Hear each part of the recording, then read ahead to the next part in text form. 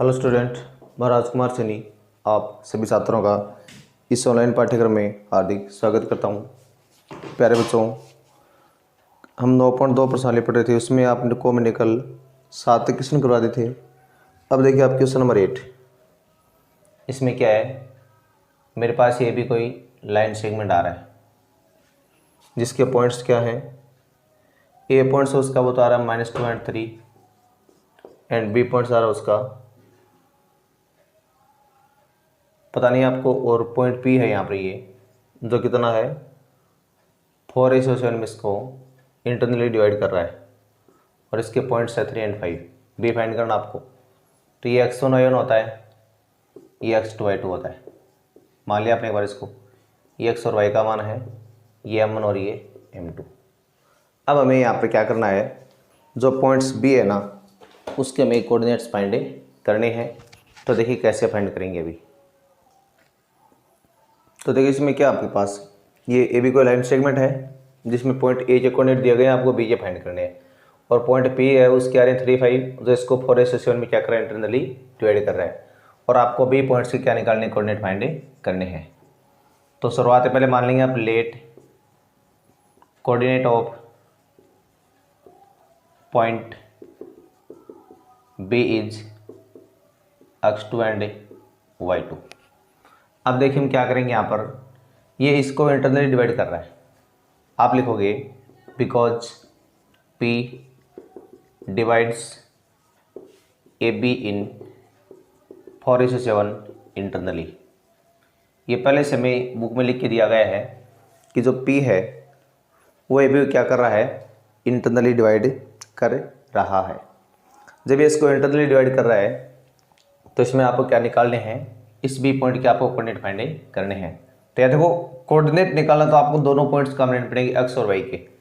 तो देखिए अब इसलिए आपने x का रूल लगाया जो होता है m1 x2 plus m2 x1 upon में आ रहा है m1 प्लस m2। अब यहाँ x की जगह तो वैल्यू आ जाएगी मेरे पास 3, m1 की वैल्यू आ रही है मेरे पास 4 और x2 आ रहा है सेम, m2 आ रहा है 7, x1 माइनस का 2 अपॉन में आ रहा है 4 + 7। अब इसको देखो सोल्व करो आप आगे। तो ये 4x2 माइनस का 14 अपॉन में 11 आ रहा है। अब देखिए इनको आप बीसीएम कराओगे, तो जैसे आप इसको बीसीएम कराओगे तो 4x2 माइनस 14 किसके इक्वल आएगा, 33 के आएगा। और 4x2 आएगा 33 + 14 के सम के इक्वल। अब जो 4x2 है हमारे पास वो किसके इक्वल आएगा, वो 47 के इक्वल आ जाएगा। और x2 आ गया मेरे पास 47/4। ये तो अभी आपने क्या प्राप्त कर लिया है, x2। अब देखिए ये y2 प्राप्त करने के लिए आपको y वाला फॉर्मूला करना पड़ेगा, यानी m1 y2 plus m2 y1 upon m1 plus m2। और y की जगह यहाँ पर क्या है आपके पास वैल्यू 5 आ रही है। m1 मेरे पास आ रहा है 4, y2 आ रहा है सेम, प्लस जो m2 है मेरे पास होता आ रहा है कितना 7 आ रहा है, और y1 आ रहा है मेरे पास 3 अपॉन में आ रहा है 4 + 7। आपने सारा का सारा मान यहाँ रख दिया है। अब देखिए अब यहाँ पर 5 तो आ रहा है बिल्कुल सेम, 4y2 + 21 अपॉन में आ रहा है 11। इनको बीसीएम कराओ आप। तो देखिए बीसीएम करने पर इधर तो आएगा मेरे पास 4y2 + 21, उधर आ रहा है 55। अब 21 को आप उधर भेजेंगे तो -21, तो इधर मेरे पास क्या बचेगा, अब 34 बचेगा। और y2 आ रहा है 34/4 और y2 आएगा 17/2। इस बात का मतलब ये हुआ, so coordinates of point b will be, point b's कितने आगे, वो तो आया था 47/4 एंड ये आ गया मेरे पास कितना 17/2। तो इस तरह से आपको क्या करना था, जो पॉइंट बी था उसके आपको कोऑर्डिनेट फाइंड करने थे। अब देखिए मैं जो आगे अगला अपना नेक्स्ट क्वेश्चन है उसकी बात कर लेते हैं। तो देखो क्वेश्चन नंबर 9 में क्या लिखा हुआ है।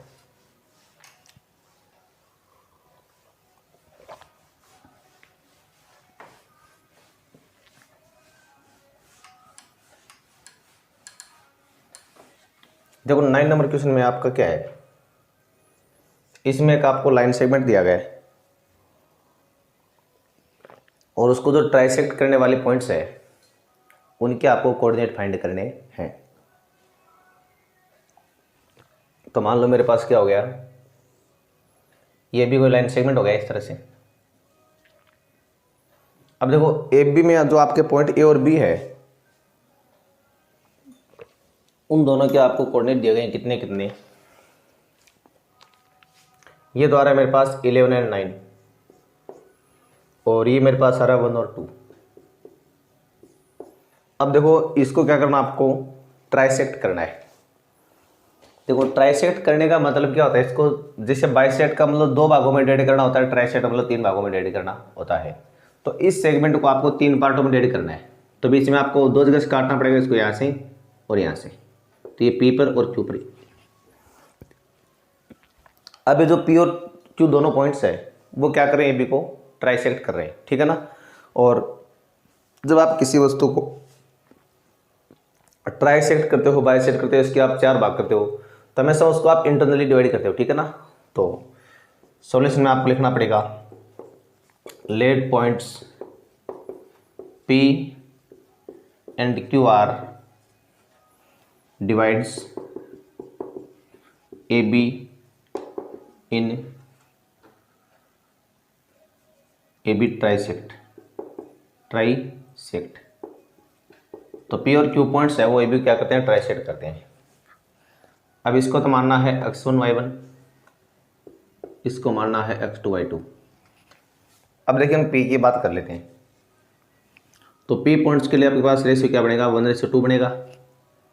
क्योंकि देखो P के इधर एक पार्ट है ना, उधर 2 पार्ट है इसके, तो इधर तो आ गया 1, उधर कितने आ गए 2। अब देखो Q के लिए, Q के देखो इधर 2 पार्ट है, उधर 1 पार्ट, तो 2:1 हो गया।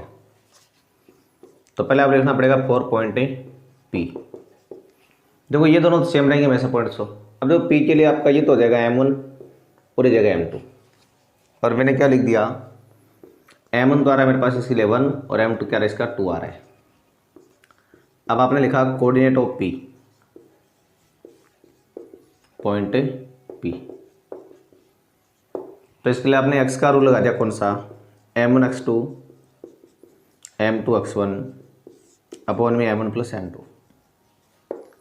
और y के लिए लगा दिया आपने M1 y2 plus M2 y1 upon में M1 प्लस M2।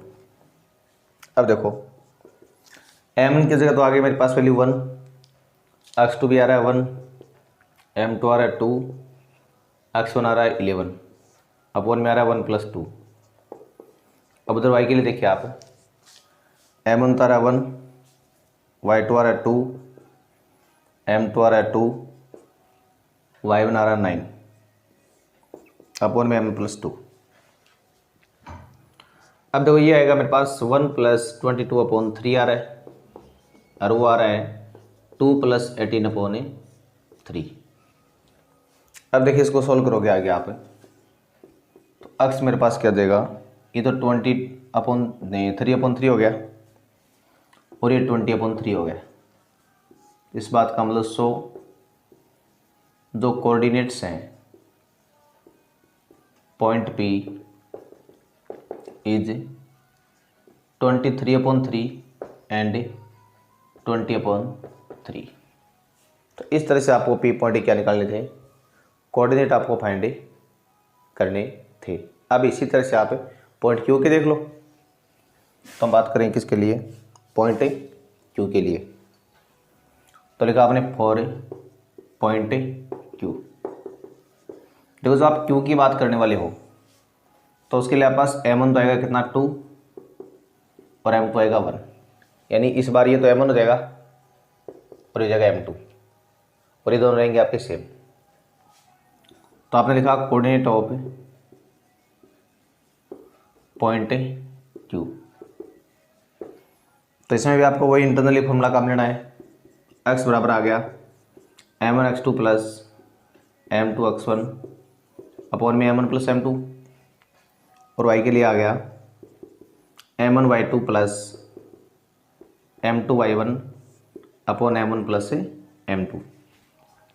अब देखिए m1 की जगह तो आपने रख दिया 2 और x2 का मान आ रहा है 1, फिर m2 का मान 1, x1 का आ रहा है कितना 11। अब उसके बाद देखिए, अब इसको आप आगे सॉल्व करोगे तो आप पास देखो क्या देगा, नीचे आ रहा है मेरे पास 2 + 1, उधर y का और देख लो आप, m1 तो आ रहा है 2, y2 भी 2, m2 1, y1 आ रहा है 9 अपॉन में 2 + 1। अब इसको सोल्व करो तो 2 + 11 अपॉन 3 और y के लिए आ रहा है 4 + 9 अपॉन 3। तो अब x तो आएगा मेरे पास 13 अपॉन 3 और y आएगा मेरे पास कितना 13 अपॉन 3।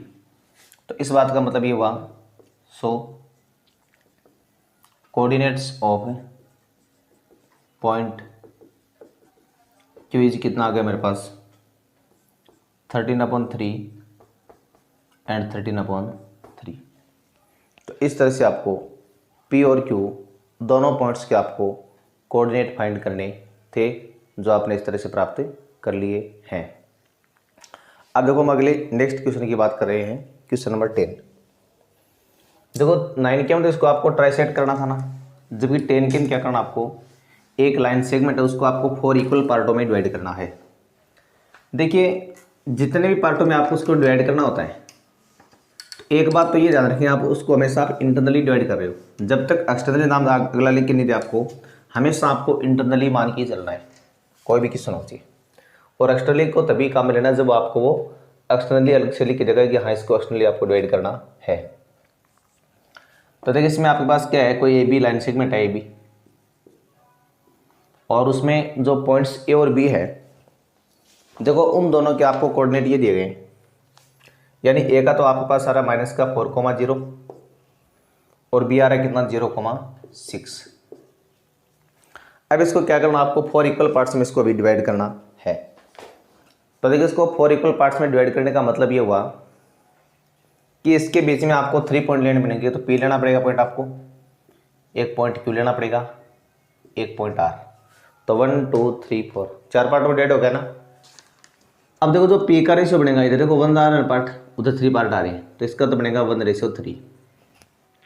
अब देखो क्यू से पहले भी 2 पार्ट आ रहे, क्यू के बाद में 2 पार्ट आ रहे, तो इसका बनेगा 2:2। तो आर से पहले 3 पार्ट आ रहे हैं, तो 3 उसका आ रहा 1।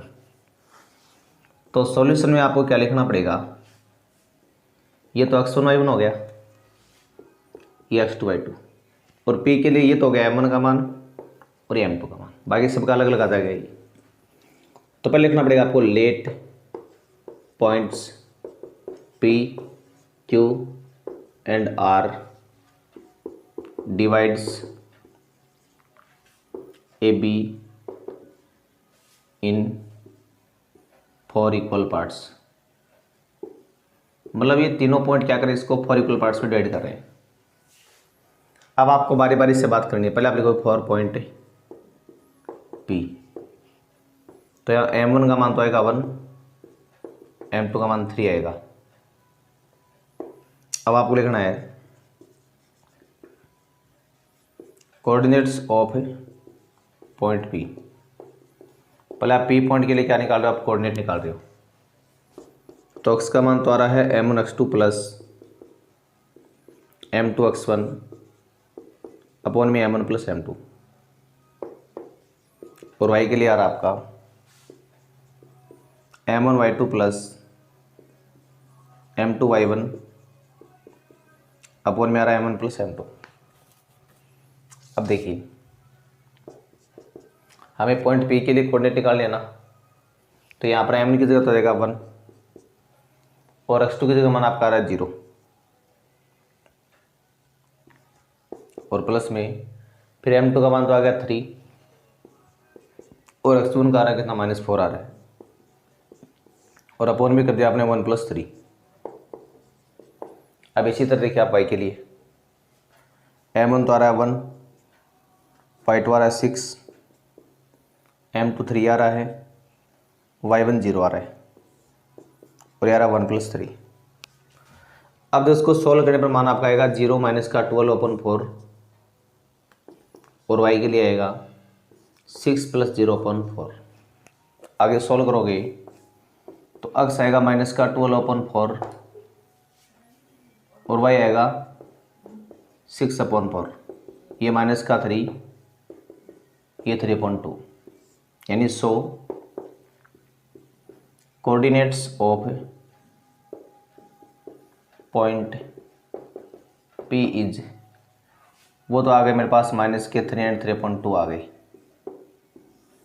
अब देखिए P पॉइंट की बाद में आपको क्यू और आर क्यू निकालने, देखो वैसे तो आपको इन तीनों में इंटरनली फॉर्मूला काम लेके आप इनका आराम से निकालते हैं, लेकिन तो क्यू के लिए आपके पास एक और भी फॉर्मूला है। तो क्यू क्या है, इस ए बी का मिड पॉइंट है, तो आप इसको मिड पॉइंट से भी निकाल सकते हो। यानी आप लिखोगे कोऑर्डिनेट ऑफ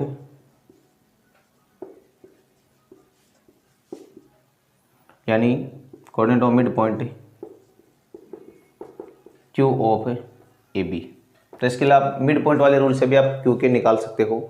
तो कैसे आएगा, x का तो आएगा x1 + x2/2 और y के लिए आएगा y1 + y2/2।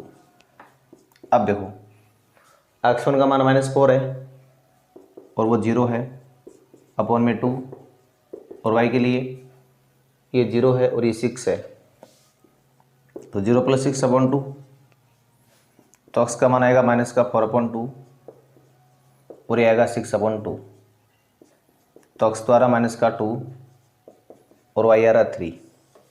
So coordinates of point Q is -2 and 3। मतलब मैंने आपको P पॉइंट के निकाल दिए फॉर्मूले, मतलब इंटरनली फॉर्मूले के द्वारा कोऑर्डिनेट।